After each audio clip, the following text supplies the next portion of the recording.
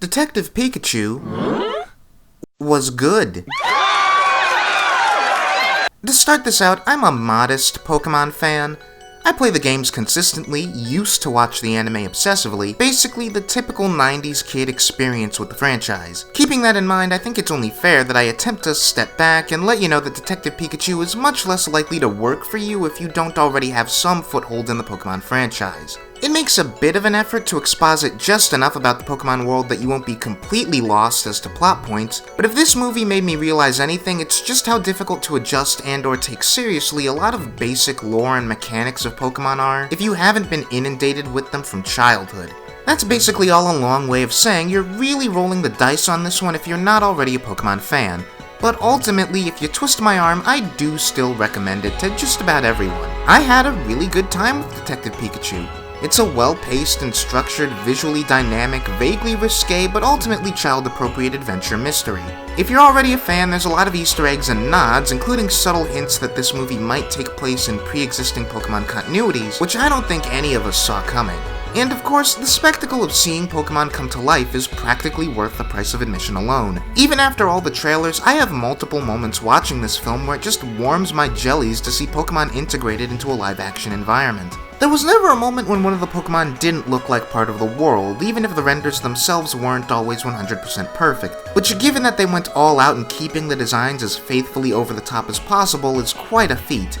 Going back to the last time I talked about this movie, having the environment itself portrayed so stylistically helps with that a lot. Rhyme City as a setting is one of the film's biggest strengths, if only because its unique approach to Pokemon-human relations means there's always a new one of these unique, even bizarre creatures doing something fun or odd in a scene. Because Rhyme City doesn't actually allow for Pokemon battles, which are the cornerstone of how humans interact with the beasts in almost all other mediums, there's far less emphasis on them as fodder for legalized cockfights and more on them as just really strange, varied fantasy species of borderline human intelligence walking around performing jobs and sharing space with people. Some of the best stuff in the movie is just how much fun is had with Pokemon at the center of certain sequences, whether that's some Pokemon diegetically providing the soundtrack to the scene they're in, basically serving as a living third act plot twist, some of them straight up being the environment that a scene takes place in, or the already famous Mr. Mime sequence, which was a highlight for me. Story-wise, Detective Pikachu was honestly kind of remarkable, not in the sense of quality or even twists and turns, though there are plenty of those, and I feel quite stupid for not having seen most of them coming. No, what makes DP so unexpected is just how emotionally grounded it is for a Pokemon story. This is a franchise which, regardless of the medium, thrives on big, colorful, often hyperactive personalities, either in leading or supporting roles.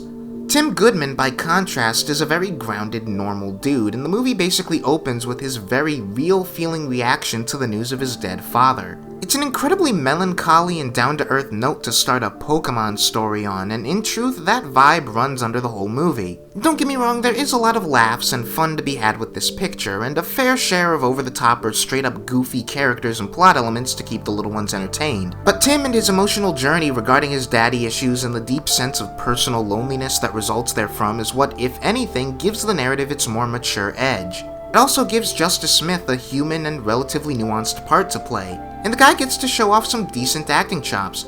Tim is just a solid protagonist and a good grounding agent as the plot around him gets increasingly large and twisty. It helps, maybe even for those who aren't into Pokemon, that Tim is kind of apart from the world. As someone who's got something of a chip on his shoulder about Pokemon for personal reasons, in a way the film thankfully doesn't hammer in too much. In a world of adventure and strangeness and intrigue, this guy is an accountant of all things. But even then, there are moments when his inhibitions drop and he seems to be letting himself have fun with the madness, and those moments stick out in a good way.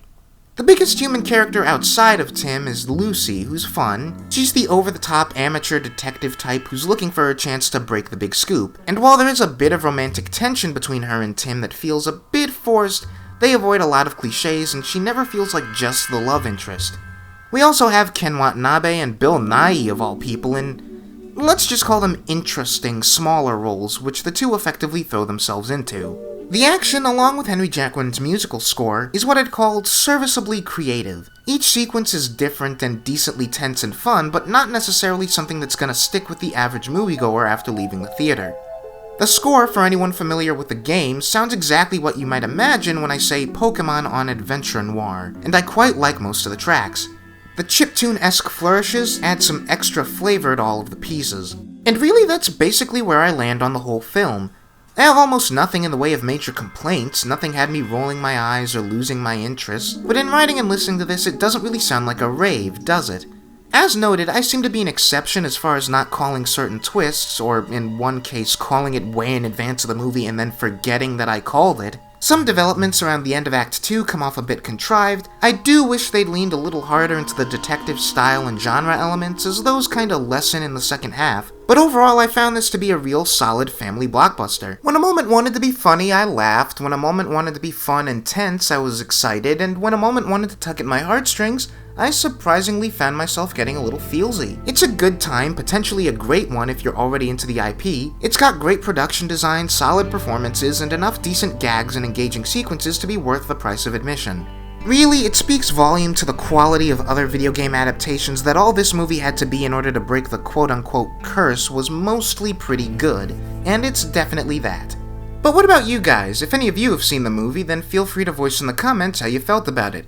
And if you haven't, you can let me know if this video helped change your expectations any. Like and subscribe for more content and to make me a happy boy.